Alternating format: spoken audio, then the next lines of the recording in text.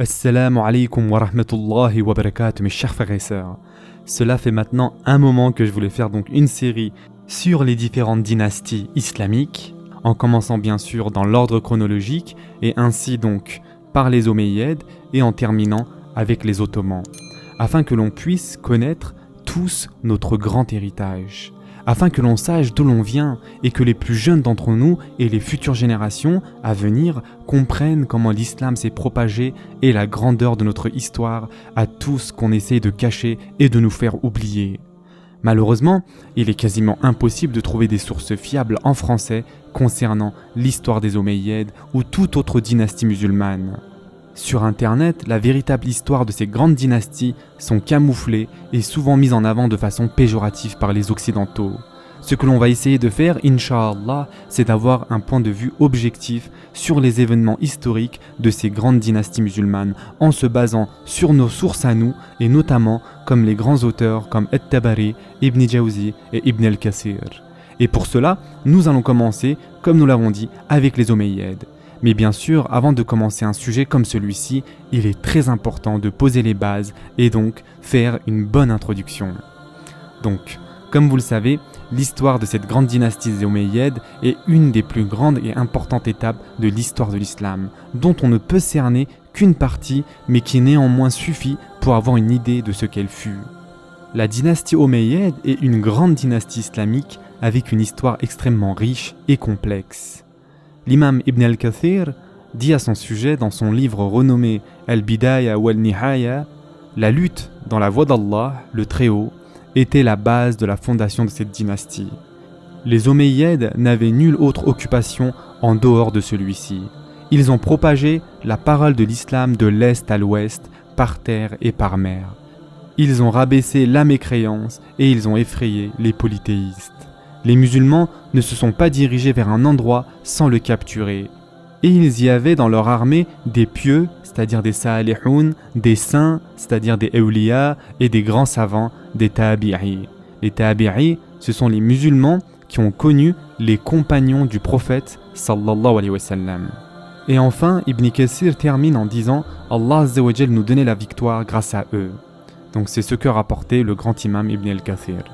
De même, il y avait un très grand nombre de compagnons, c'est-à-dire de sahaba, dans ces armées. Par exemple, lors de la conquête du Maghreb, où pendant de longues années, Abdullah ibn Omar radiallahu anh, et Abdullah ibn Zubayr radiallahu anh, étaient à la tête de ces armées. Aussi, en l'an 49 de l'Hégire, c'est-à-dire en l'an 669, Khalid ibn Zayd al-Khazraji et Ebu Ayyub al-Ansari radiallahu anhum se trouvaient dans une armée envoyée contre les Romains par le calife, émir des croyants, Muawiyah ibn Abi Sufyan radiallahu anh, commandé par son fils Yazid ibn Muawiyah radiallahu anh, à l'époque de l'empereur Constantin III. Ebu Ayyub al-Ansari radiallahu anh trouva le martyr près des murs de la forteresse de Constantinople où il fut enterré. Vraiment tout le monde devrait savoir ça.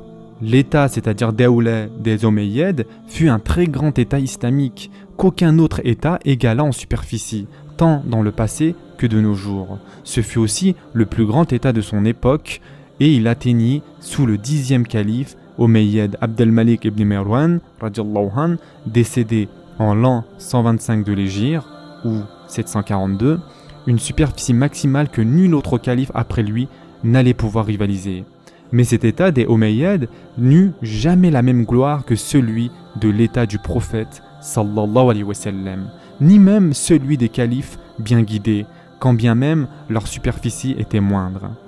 L'état des Omeyyades vient seulement en 3e position grâce à leur dévotion au combat dans la voie d'Allah Azza wa Jal, à la propagation de l'islam et de la grâce d'Allah Azza wa Jal sur eux, aux pieux ancêtres, qui combattaient dans leur rang. Ces musulmans ont bâti les fondations de l'islam pour leurs successeurs et les gens qui allaient venir par la suite. Donc, sans la grâce d'Allah Azza wa Jal, puis de l'intense effort des musulmans de l'époque, l'islam ne se serait jamais implanté. Il a apparu dans l'histoire islamique un certain nombre de dynasties, comme par exemple celle des Ottomans, dynastie islamique turque, dont nous allons en parler le moment venu, Inch'Allah.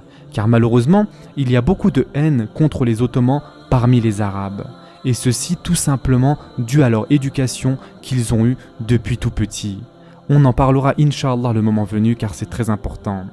Il y eut aussi la dynastie kurde des Ayyoubi à l'époque des croisades, puis il vint la dynastie berbère des Mourabitines au Maghreb et en Andalousie, remplacée par celle des Mouahidines. Maintenant, nous allons voir que l'état des Omeyyades fut un état musulman arabe, et c'est pourquoi nous allons voir le grand rôle que les Arabes ont joué dans cette histoire, et particulièrement les Omeyyades. Mais d'abord, nous allons citer 2 hadiths du prophète Mohammed sallallahu alayhi wa sallam. Le premier rapporté par l'imam Muslim, dans lequel le prophète sallallahu alayhi wa sallam a dit « 4 choses de l'époque pré-islamique ne seront pas abandonnées par ma communauté. La fierté par la noblesse, la récusation des origines, la demande de la pluie auprès des astres et les femmes pleureuses qui se lamentent suite au décès. » Et le prophète sallallahu alayhi wa sallam a aussi dit « Si elles ne se repentent pas avant de mourir, elles viendront le jour du Qiyamah vêtues de vêtements en goudron et d'une cuirasse de gale, c'est-à-dire vêtues d'une robe en goudron. Et ceci est une allusion au châtiment que le Seigneur lui infligera en lui assignant un vêtement de goudron parce qu'elle s'habillait toujours en noir. » Le deuxième hadith, aussi rapporté par Muslim dans son Sahih, dans lequel Jabir ibn Abdillah radiyallahu anhu a dit « Nous étions avec le prophète sallallahu alayhi wa sallam lors d'une campagne lorsqu'un homme des Muhajirin eut un différend avec un homme des Ansar qui frappa soit de la main ou du pied son postérieur. L'Ansari dit « À moi, ô Ansar » et les Muhajir a dit « À moi, ô Muhajirin ».